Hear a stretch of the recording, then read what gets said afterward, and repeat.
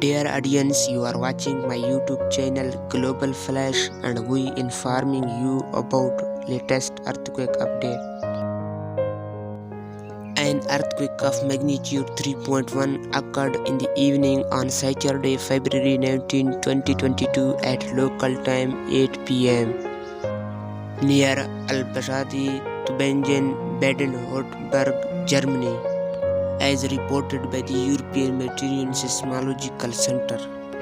According to the preliminary data, the quake was located at a shallow depth of 10 km. Shallow earthquakes are felt more strongly than deeper ones as they are closer to the surface. Please subscribe. Thanks for watching Global Flash.